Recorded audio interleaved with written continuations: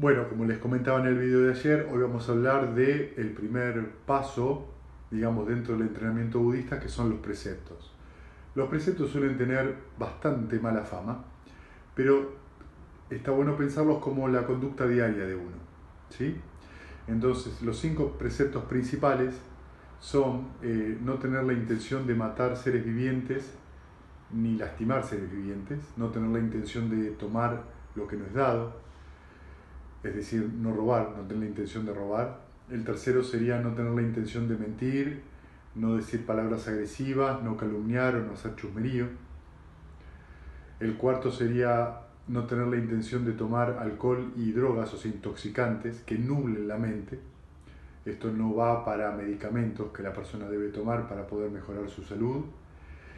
Y el quinto sería no tener la intención de tener una vida sexual que me lastime o lastime a otros. Esto implica no engañar en general a la pareja. Y el otro aspecto es no tener relaciones con aquellas personas que no pueden decidir por sí mismos si esa relación es consentida o no, es decir, niños, personas muy jóvenes. Dicho esto y planteado estos 5 preceptos, fíjense que lo que se repite es la intención de. La intención en el budismo, que se llama cetana, es lo que de alguna manera decanta en el estado mental que tengo. Entonces, si mi intención es malsana, por ejemplo, matar a un ser viviente, el resultado del estado mental que voy a tener también va a ser malsano.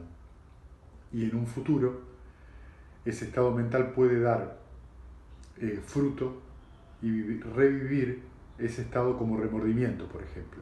Esto tiene que ver con el karma. El karma en el budismo tiene que ver con la intención.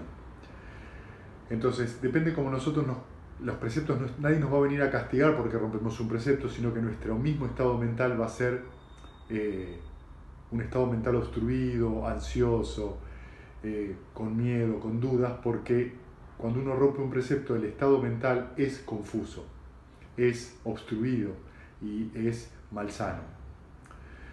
Entonces, muchas veces la gente medita, pero a su vez rompe los preceptos. Entonces, cuando medita se la pasa dejando ir obstáculos que no se da cuenta que en su propia vida los está produciendo. La intención de cumplir los preceptos es que la vida sea mental de uno, sea cómoda, y también la vida del entorno. Y eso va a resultar con que la meditación sea muchísimo más sencilla.